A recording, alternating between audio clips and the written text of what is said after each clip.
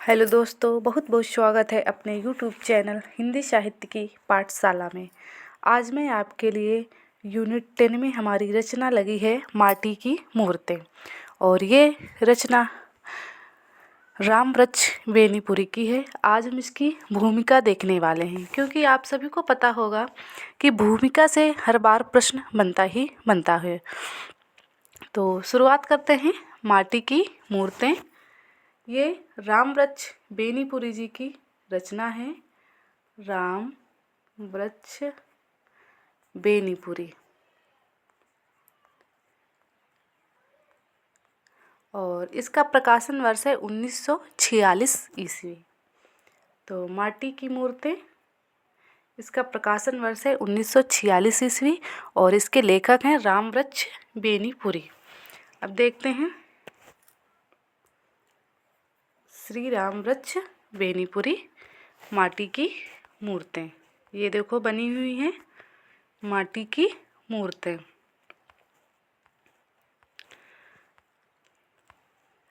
देखते हैं।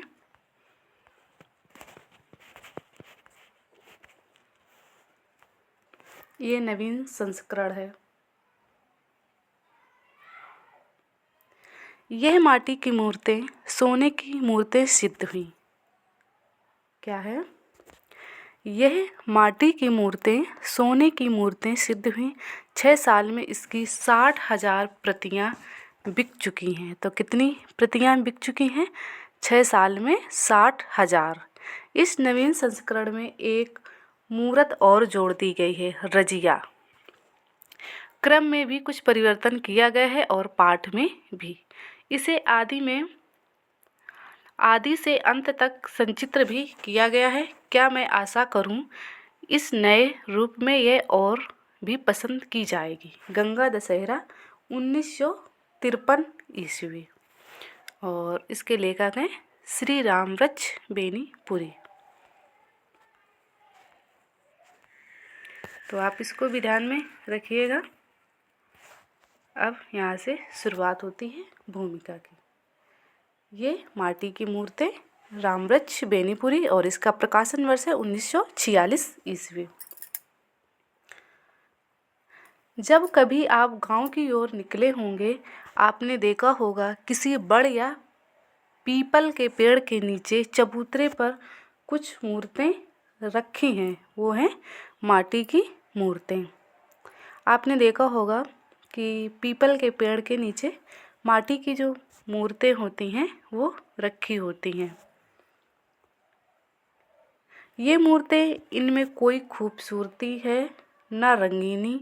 फलता बौद्ध या ग्रीक रोमन मूर्तियों के हम सैदाई यदि उनमें कोई दिलचस्पी ना ले, उन्हें देखते ही मुंह मोड़ ले, नाक सिकोड़ ले, तो अचरज की मौन सी बात।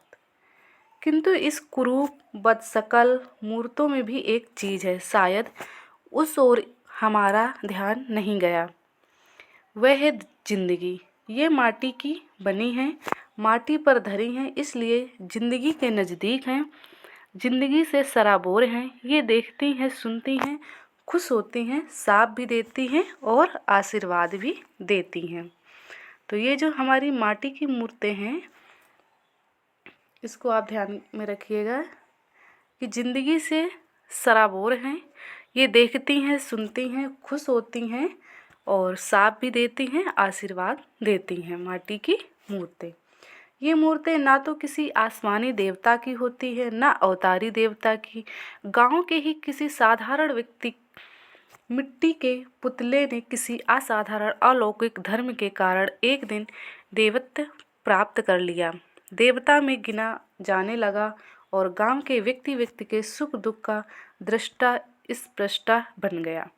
मिट्टी के उन पुतलों को ये माटी की मूर्तें, हाँ, ये देखती हैं, सुनती हैं, खुश होती हैं, नाराज होती हैं, खुश हुई, संतान मिली, अच्छी फसल मिली, यात्रा में सुख मिला, मुकदमे में जीत मिली, इनकी नाराजगी, बीमार पड़ जाए, महामारी फैली, फसल पर ओले गिरे, घर में आग लग गई, ये ज़िंदगी के नज़दीक ही नहीं, ज़िंदगी में समाई हुई हैं। इसलिए ज़िंदगी के हर पुजारी का सिर इनके नज़दीक आप ही आप झुका है।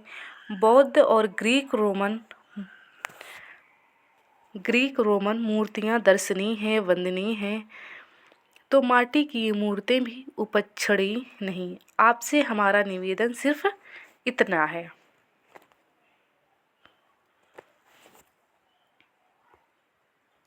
आपने राजा रानी की कहानियाँ पढ़ी हैं, ऋषि मुनि की कथाएं बाँची हैं, नायकों और नेताओं की जीवनियों को अध्ययन किया है। वे कहानियाँ, वे कथाएं, वे जीवनियाँ कैसी मनोरंजक, कैसी प्रज्वल, कैसी उत्साहवर्धक, हमें दिन दिन उसका अध्ययन, मनन, अनुशीलन करना ही चाहिए।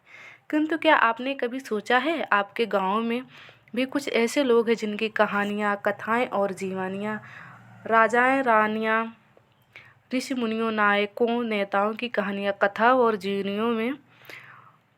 जीवनियों से कम मनोरंजक, प्रोज्वल और उत्साहवर्धक नहीं, किंतु शकुंतला, वशिष्ठ, शिवाजी और नेताजी पर मरने वाले हम अपने गांव की बुधिया, बाल गोविंद भगत, ये देखो पात्र हैं, इन पात्रों को भी ध्यान में रखिएगा।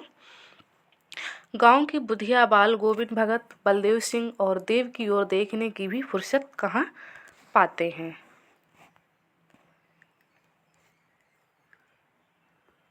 फिर वेरी इम्पोर्टेंट है कि माटी की मूर्तें जो हमारी रामवृक्ष बेनीपुरी जो लेखक हैं, इसमें इस रचना में हजारीबाग सेंट्रल का वर्णन किया गया है, तो आप इसको भी ध्यान में रखिएगा। हजारीबाग सेंट्रल जेल के एकांत जीवन में अचानक मेरे गांव और मेरे ननिहाल के कुछ ऐसे लोगों की मूर्तें मेरी आंखों के सामने आकर नाचने और मेरी कलम से चित्रण की याचना करने लगी। उनकी इस याचना में कुछ ऐसा जो था कि अंततः ये माटी की मूर्तें तैयार होकर रहीं। हाँ, जेल में रहने के कारण बैजू मामा भी इनकी पाँत में आ बैठे और अपनी मूरत मुझसे गड़वा ही ली। मैं साफ कह दूँ, ये कहानियाँ नहीं, जीवनियाँ हैं। ये चलते फिरते आदमियों के शब्द चित्र हैं। वेरी इम्पोर्टेंट है, ये चलते फिरते आदमियों के शब्द चित्र हैं। मैं मानता हूँ कला ने उन पर पच्चीकारी की है, किंतु मैंने ऐसा नहीं होने पर दिया कि रंग रंग में मूल रेखाएं ही गायब हो जाए। मैं उसे अच्छा रसोइया ही नहीं समझता। इम्पोर्टेंट है यहाँ से, मैं जो इतना मसाला रख दे कि सब्जी का मूल स्वाद ही नष्ट हो जाए। मैं उसे अच्छा रसोइया नहीं समझता जो इतना मसाला रख दे कि सब्जी का मूल स्वाद ही नष्ट हो जाए। इम्पोर्टेंट है ये पॉइंट, आप इसको ध्यान में रखिएगा। फिर ये इम्पोर्टेंट है कि कला का काम जीवन को छिपाना नहीं, उसे उभारना है। कला वे जिसे पाकर जिंदगी निखर उठे, चमक उठे। ये इम्पोर्टेंट कोटेशन है, आप इसको ध्यान में रखिएगा क्योंकि ये पूछा गया है और पूछे जाने की संभावना भी है। डरता था सोने चांदी के इस युग में मेरी ये माटी की मूर्तें कैसी पूजा पाते हैं, किंतु इधर इनमें से कुछ लोग प्रकाश में आई, हिंदी संसार ने उन्हें सिर आंखों पर लिया। पर मेरी कलम या कला की करामत नहीं, मानवता के मन में मिट्टी के प्रति जो स्वाभाविक स्नेह है उसका परिणाम है। उस स्नेह के प्रति मैं बार बार सिर झुकाता हूँ और कामना करता हूँ कुछ और ऐसी माटी की मूर्तें हिंदी संसार की सेवा में उपस्थित करने का सौभाग्य प्राप्त कर सकूँ। दिवाली 1946 ईस्वी इसका प्रकाशन वर्ष है और इसके लेखक हैं रामवृक्ष बेनीपुरी। तो ये हो गई माटी की मूर्तें जिसके लेखक हैं श्री रामवृक्ष बेनीपुरी और इसका प्रकाशन वर्ष है 1946 ईस्वी। और ये आपको पढ़नी भी चाहिए भूमिका, क्योंकि भूमिका से भी प्रश्न बनते हैं। अगर आप हमारे चैनल पर पहली बार आए हैं तो चैनल को सब्सक्राइब, वीडियो को लाइक शेयर ज़रूर करें। मिलते हैं नए टॉपिक के साथ। जब तक स्वस्थ रहिए, मस्त रहिए और अपना ख्याल रखिए। इसके पहले मैंने आर्ट क्लास, हमारी रिवीजन क्लास सीरीज चल रही है, उसकी मैंने आर्ट क्लासेस करवाई हैं। अगर आपने वो नहीं देखी है तो आप जाके देख लीजिए।